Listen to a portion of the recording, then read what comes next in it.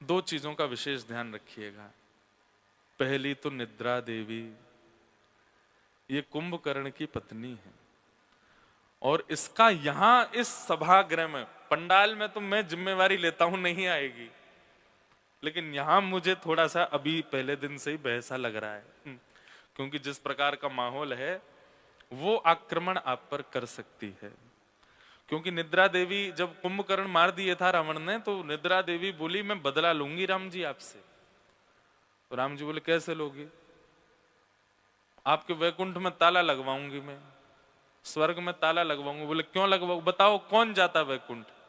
तो बोले जो नाम जप करते हैं, भजन करते हैं, कीर्तन करते हैं, शुद्ध जीवन जीते हैं, गुरुजनों की आज्ञा मानते हैं, कथाएं सुनते हैं, वो लोग जीते हैं। बोले इन सब चीजों को जो बहुत अति मात्रा में करेगा, मैं उसके ऊपर ही जाके बैठूंगी। इसलिए नाम जप करने वाले को भी नींद आती है, कथा सुनने वाले को भी नींद आती है, ध्यान कर मेडिटेशन करने वाले भी सो जाते हैं मेडिटेट करते करते। क्यों? आक्रमण है निद्रा देवी का, उससे थोड़ा बचिएगा। और उससे बचने के लिए हम एक चीज और कह सकते हैं कि आप दूसरों, एक जो पड़ोसी हैं आपके बगल वाले, उनको अधिकार है, अगर आपका बगल वाला सो जाए तो आप उसको पिंच कर सकते हो या फिर आप उसको कोनी मार सकते हो। लेकिन करना ऐसे कि मुझे ना पता चले, क्योंकि नहीं तो मुझे हंसी आ जाएगी, देखो भाई ये उठा रहा है तो उसके लिए आपको अधिकार है, उसका आपको डबल पुण्य मिलेगा अगर बगल वाले को आपने नहीं सोने दिया तो। और क्योंकि यहां पर ज्यादातर लोग मेरे से तिगुनी उम्र के बैठे हैं, इसलिए भी ये संभावना है कि निद्रा देवी आवे। उसका फिर दूसरा उपाय ये है, भोजन कम, और हो सके तो अर्ली पा लीजिएगा, कथा से पहले कुछ मत खा के आना, नहीं तो नींद आएगी। तो ये कुछ बातें हैं हम लोग कथा श्रवण के लिए। आज महात्म की कथा है, पहला दिन महात्म सुनाया जाता। महात्म मतलब महत्व, उसका महत्व क्या है, तो महात्म की चर्चा हम लोग करेंगे। क्यों कथा सुनाई जाती है, उसके क्या प्रोसेस हैं, क्यों उसका इतना इतना सब जगह क्रेज है, क्यों, क्या उसके नियम होते हैं, सब कुछ बताया गया सूक्ष्म रूप में, मैं आप सबको बताऊं। आज महात्म, कल से फिर प्रथम स्कंद से कथा होगी।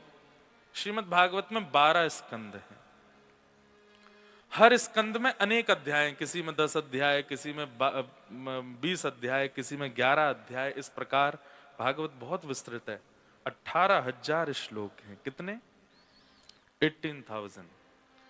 लेकिन क्योंकि व्यास जो है वो प्रवचन कर रहा है, इसलिए उसको नियम नहीं है कि उसको 18,000 श्लोक ही पूरे करने, इसलिए वर्णम पंच विप्राणाम, 5 ब्राह्मण, एक यहाँ बैठे हैं, बाकी के भीतर बैठे हैं, एक यहाँ बैठे हैं, ये सब बैठ करके 18,000 श्लोकों का पाठ करेंगे पूरा। लेकिन इनका क्रम केवल जो कथा करवाते हैं ना, उनकी पूर्ति के लिए होता है, उनके परिवार के लिए, उनकी सुख समृद्धि आदि के लिए। प्रवचन जो होता है वो सबके लिए होता है। यहां पर मुख्य मुख्य श्लोक और मुख्य मुख्य विषयों पर बोला जाता है तो आज महात्म की चर्चा है, हम महत्व की चर्चा सुनेंगे। और क्योंकि एक बात और, मैं अपना परिचय दे दूं, मैं रस पक्ष का वक्ता हूं, मैं रस ज्यादा कहना पसंद है मुझे।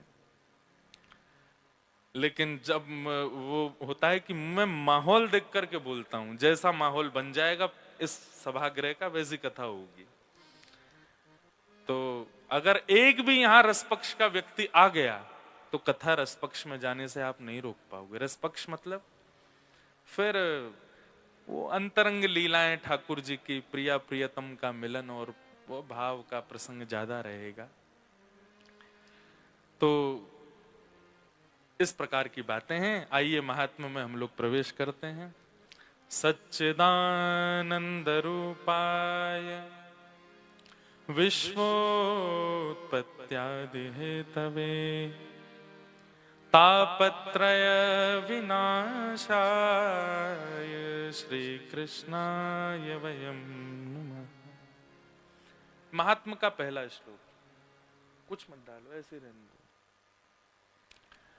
महात्मा का पहला श्लोक, यहां भगवान का परिचय दिया गया है। एक प्रकार से श्रीमद् भागवत क्या करती हैं, सुनने वाले व्यक्ति को 7वें दिन तक कृष्ण अपने से लगने लगेंगे। अभी आप श्री कृष्ण को क्या मानते हैं? भगवान, परमात्मा, ईश्वर। पर जब 7वां दिन पूर्ण होगा तो जरूरी नहीं सब, पर आप में से कुछ लोग उनसे कोई संबंध बना चुके होंगे। जैसे, वैसे कंपैरिजन तो नहीं करना चाहिए, लेकिन पता नहीं क्यों मन में भाव आ रहा है तो मैं कर देता हूं। जैसे मूवीज देखने वाले लोग जब देखने जाते हैं तो कैरेक्टर को देख करके, एक्टर को देख करके, जब तक मूवी पूरी होती है तब तक उससे कुछ ना कुछ रिलेट कर लेते हैं। कई बार पता है कि पिक्चर है, नाटक है, लेकिन फिर भी आंखें भर आती हैं। पता है पिक्चर है, नाटक है, लेकिन फिर भी कुछ ना कुछ होता है। पर वहां का संबंध कैसा होता है? 1-2 दिन वाला होता है बस, वो फिर आप नॉर्मल हो जाते हो, अपने दिनचर्याओं में आ जाते हो। पर यहां अगले 7 दिनों में आप जो कनेक्शन बनाएंगे ठाकुर जी से, वो लाइफ टाइम रहेगा। वो आप उसको चाह करके भी नहीं तोड़ पाओगे। मीराबाई को उनकी माताजी ने केवल एक बार कह दिया था। कथा आती है कि मीराबाई छोटी सी थी और एक दिन बहुत जोर जोर से ढोल नगाड़े बज रहे थे, तो मीराबाई ने पूछा माँ से, ये ढोल नगाड़े क्यों बज रहे हैं? बोले किसी की बारात जा रही है। तो माँ, बारात क्या होता है? बोले जब कन्या ब्याह लायक हो जाती है तो उसको वरने के लिए पति आता है, बारात लेके, घोड़ी पे बैठ के, सेहरा बांध के, नए कपड़े पहन करके, और उसको वरण करके ले जाता है। मीरा कहती है कन्या तो मैं भी हूं, तो मतलब मेरा भी ब्याह होगा? बोले हाँ तेरा होगा, तू बड़ी हो जाएगी तेरा भी ब्याह होगा। अच्छा, तुम मुझसे ब्याह कौन करेगा? मेरा पति कौन होगा? सब माताएं हंसने लगी। बोले ये कोई अभी पूछने वाली बात है? कहीं ना कहीं तो होगा, कुछ तो कर रहा होगा, जब हो जाएगा लायक तो आ जाएगा तुझे लेने।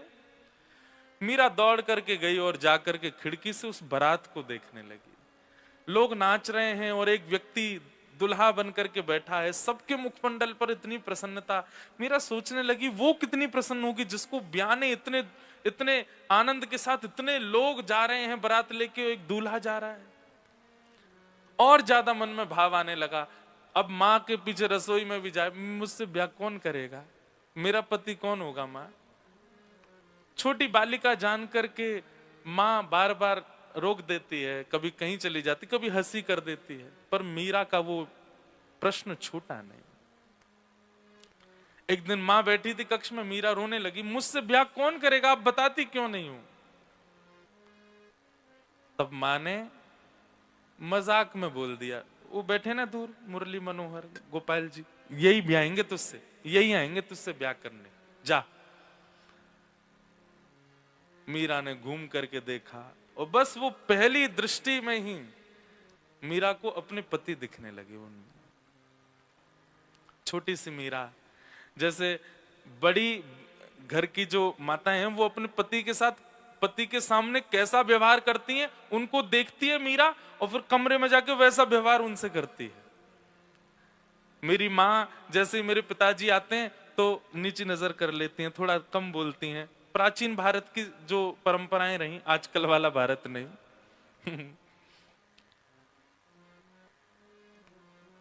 कोई बात नहीं, अच्छा है, परिवर्तन संसार में होता ही रहता। पर हाँ, कई चीजें मुझे थोड़ी अटपटी लगती हैं। हो सकता है आप लोगों को मेरी बात ये अच्छी ना लगे। जैसे कोई माता अपने पति का नाम ही बोल देती है ना, जब रमेश, महेश, सुनो ये कर दो, मन में थोड़ा सा पता नहीं क्यों पीड़ा सी हो जाती है उस समय। या पति भी पत्नी का नाम बोले तो भी, आपको पता शास्त्रों में मना है, एक पुत्र का, गुरु का, अतिश्रेष्ठ व्यक्ति का और अति प्रिय का नाम नहीं बोलना, और अपना भी नाम नहीं बोलना चाहिए ज्यादा, आयु घटती है। इसलिए गुरुजनों का नाम नहीं बोलते हम, परम पूजनीय हैं, महाराज जी हैं, ऐसा वैसा उपाधियां लगाते हैं आगे। अब जैसे हमारे देश के राष्ट्रपति भी हैं, तो कोई सीधे उनका नाम बोल दे तो कितना बवाल हो जाता है सब जगह, क्योंकि यहाँ के लोग उसको रेस्पेक्ट पक्ष में देखते हैं। पर शास्त्रीय पक्ष में भी नहीं बोलना चाहिए, श्रेष्ठ व्यक्ति को उपाधि से ही बुलाना चाहिए, उसका नाम नहीं बोलना चाहिए। दूसरा, पति का या पत्नी का स्पष्ट नाम नहीं बोलना चाहिए। इसलिए हमारी पूर्वज लोग, हमारे जो माताजी पिताजी, ये सब लोग पिताजी माँ को या तो उसके बेटे की माँ के नाम से बोलेंगे, ए भाई चंदू की माँ सुनो ऐसा करो, या माँ जो है सुनो करुणा के पिताजी ऐसा कर दो, ऐसा ऐसा करके बोलते थे। स्पष्ट नाम कभी कभी बात अलग है, पर स्पष्ट हमेशा नहीं बोलते थे। उसके पीछे कारण है कि स्वच्छंद नाम में दोष आ जाता है। अपना नाम भी बार बार नहीं बोलना चाहिए, जैसे इंद्रेश ये करेगा, इंद्रेश नहीं बोलता कोई भी। अपना नाम भी नहीं बोलना चाहिए, उसमें अभिमान मान झलकता है और उससे भी आयु घटती है। और एक पुत्र या एक पुत्री घर में है, उसका भी स्पष्ट नाम नहीं बोलना चाहिए। उसको भी फिर निकनेम की परंपरा भी वहीं से ही प्रारंभ हुई है। हमारे ये शास्त्रीय बात है। पर हाँ, निकनेम ये सब नहीं होते थे जो आज रखे जाते हैं। निकनेम भी अच्छे वाले होते थे। आज तो पता ही नहीं चलता कि पेट का नाम है कि बच्चे का नाम है। एक से ही लगते हैं दोनों। तो मीरा का जब विवाह का प्रस्ताव हुआ मेवाड़ के राजा के साथ, तब मीरा अपनी मां से कहती है कि आप मेरा ब्याह कैसे कर सकती हो किसी और के साथ? आपने तो बताया था कि मेरे बीन तो ये हैं। तब मां कहती है, वो तो मैंने मजाक में बोला था। मीरा बोली, आपका मजाक और मेरी भावनाओं पर कितनी आहत पहुंची है उससे पता है आपको? मैंने हमेशा उन्हीं को अपना वर माना है। आप कैसे कह सकती हैं कि मेरा ब्याह किसी और से होगा? मैंने स्वप्न उनका देखा है, मैंने जीवन उनके साथ देख लिया है और मैं निभाने लगी हूं। अब आप मुझे अब मना कैसे कर सकती हो? सब लोग पागल समझने लगे मीरा को, पर वो संबंध बन चुका था। मीराबाई ने अपनी लोक लाज मर्याद की रेस्पेक्ट के लिए केवल अपने माता पिता की नाक ना कटे इसलिए शादी के लिए हाँ बोल दिया। लेकिन अपने ठाकुर जी से कहती है, मैं शरीर से रह लूंगी किसी और के साथ, पर मेरी आत्मा आपकी है। मैंने कथाओं में सुना है कि आप आत्मा का वर्ण करते हैं, शरीर का वर्ण नहीं करते। कम से कम मुझे एक बार मेरे देह के ब्याह से पहले बता दीजिए कि आपने मेरी आत्मा का वर्ण किया है। और ब्याह से ठीक एक रात पहले मीराबाई के स्वप्न में ठाकुर जी दुल्हा बन करके आए और ब्याह हुआ मीराबाई का स्वप्न में। 7 फेरे हुए। आप लोग कहेंगे वो तो स्वप्न था, स्वप्न मिथ्या होता है। पर दूसरे दिन जब मीरा उठी तो हाथों में मेहंदी रची हुई थी, मांग में सिंदूर भरा हुआ था। शादी का जोड़ा जो मीरा को पहनना था वो अभी अलमारी में रखा है। उससे भी ज्यादा नगों से जड़ा हुआ एक जोड़ा पहन रखा है ऑलरेडी मीरा ने। मां जब सुबह उठाने आई मीरा को देख करके घबरा गई। मांग में सिंदूर, हाथों में मेहंदी, नया जोड़ा शादी का, जाने कहां से, ये तो हमारे परिवार में ही किसी के पास नहीं है, ये कहां से ले आई? आकर के मीरा को उठाया। उठते ही मीरा हंसने लगी और रोने लगी। कहां गई थी, ये क्या करके बैठी है तू? तब मीरा कहती है, माई सपनानु वरना दीनानाथ। मां, मेरा ब्याह हो गया और जिनको आपने मेरा प्रियतम बताया तो उन्हीं से हुआ। अरे पागल, तू झूठ बोलती, क्या स्वप्न देखा है तेने? बोले स्वप्न देखा तो फिर ये कहां से रच गई? स्वप्न देखा तो आपके पूरे कुल खानदान में ऐसा जोड़ा नहीं बनवा सकता मेरा कोई, कहां से आया? किसी ने देखा तेरा ब्याह होते हुए? बोले आप तो 2-4 हजार लोगों को बुला लोगी, 56 करोड़ बराती आए थे। 56 कोटा जना पधारा, दुल्हो श्री ब्रजनाथ। दुल्हा के रूप में साक्षात श्री कृष्ण आए थे, मेरा वर्ण करके गए। अब मेरे देह को आप चाहे जहां भेज दो, मेरा चित्त, मेरा हृदय, मेरी आत्मा स्वीकार हो चुकी है। अब मुझे देह की परवाह नहीं। मां निला दिया मीरा की सारी मेहंदियों को, उसके पैर पीले हो चुके थे, हाथ पीले हो गए थे, मांग में सिंदूर सब धोया, घर के लोगों ने निलाया। मीरा हंस रही है, बोले अब मुझे चिंता नहीं, देह को चाहे आप जैसे करो। और ब्याह करके मीरा गई। पति को पहले ही बोल दिया था कि जो एक पत्नी का धर्म होता है मैं निभा नहीं पाऊंगी, आप क्षमा करें। बहुत सुंदर है मीरा चरित्र, बीच बीच में सुनाता रहूंगा भाव।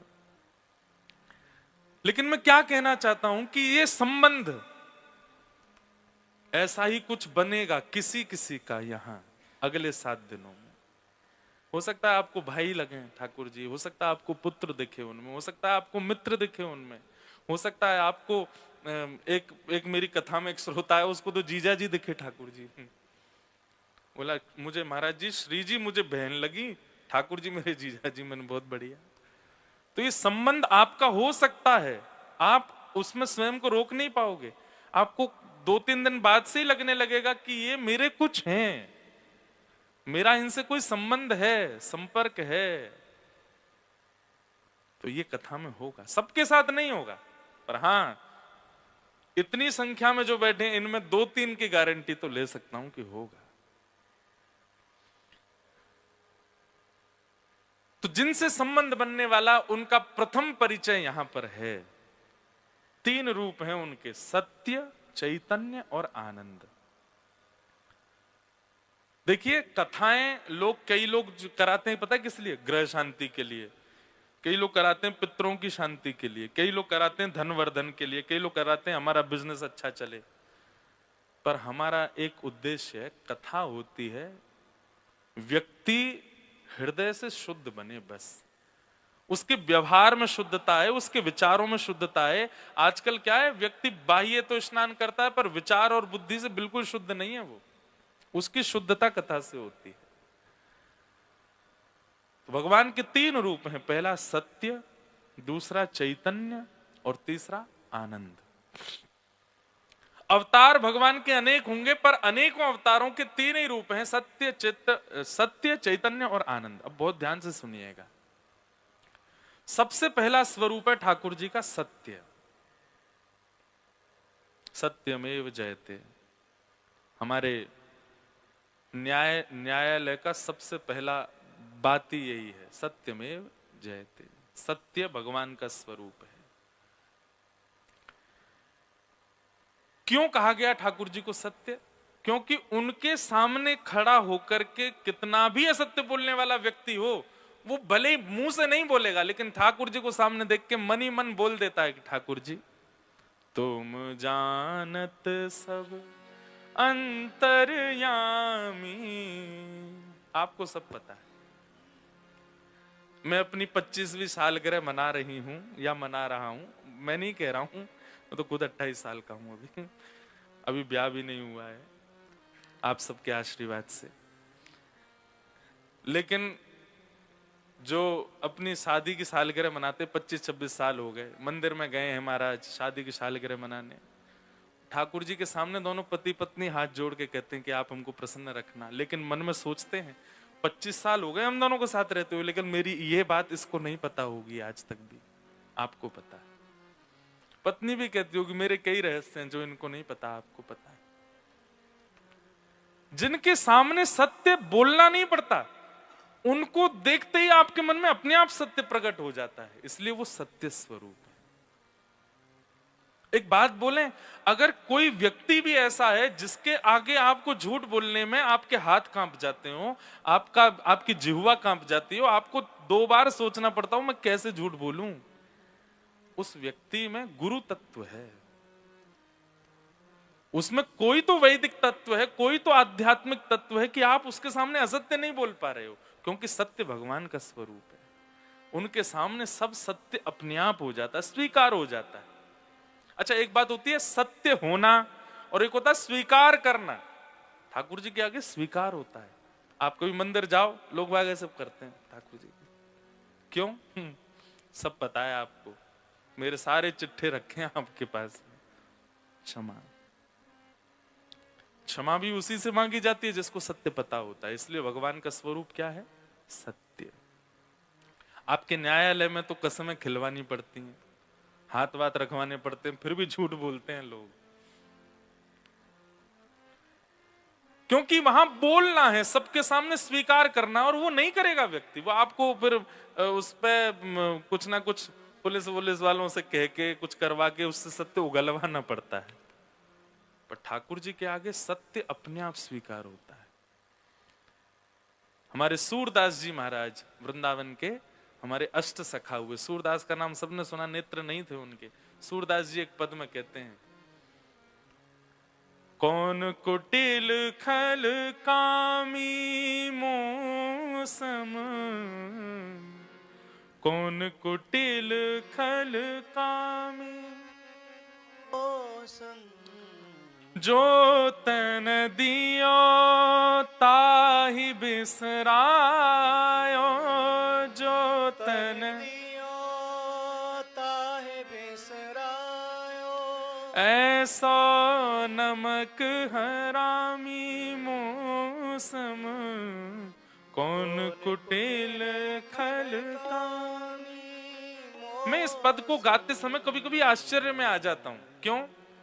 क्योंकि ये पद गाने वाला व्यक्ति है सूरदास, जिसको दुनिया पूजती है। वो ठाकुर जी से कह रहे हैं, कौन कुटिल खलकामी मौसम। सूरदास सामान्य नहीं है।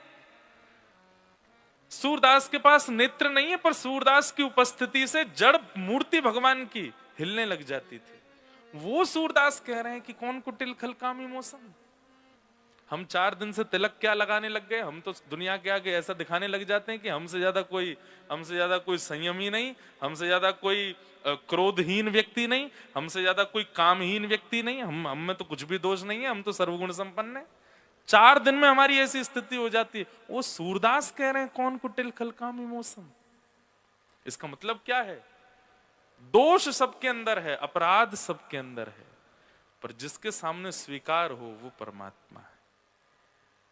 न्यायालय में भी कस्में इसलिए खिलाई जाती हैं कि भाई जरा भी इसके अंदर अगर आत्मा होगी ना, जरा भी इसके अंदर अगर वो होगा, क्या बोलते हैं उसको, हृदय होगा ना, तो हाथ रखने से पहले, कसम खाने से पहले डरेगा थोड़ा तो, और डर के मारे से सत्य तो बोलेगा। क्योंकि कहीं ना कहीं हमारा भारत राष्ट्र ये जानता है कि भगवान के आगे झूठ नहीं बोलेगा, इसलिए कसम खिलवाते हैं। यहां तो सत्य बोलेगा, इसलिए वो सत्य है। और कभी अवसर नहीं मिला मुझे कोर्ट में जाके देखने का, कसम खिलवाते ही हैं क्या? खिलवाते हैं। रुका तो मैं सुप्रीम कोर्ट में ही हूं, अब किसी दिन देखूंगा कैसे होता है। पता नहीं देखने को मिलेगा कि नहीं, भगवान करे हमको देखने को मिले ही ना, कभी कोर्ट में जाने का अवसर मिले ही ना। लेकिन बात स्पष्ट होती है कि भगवान सत्य है।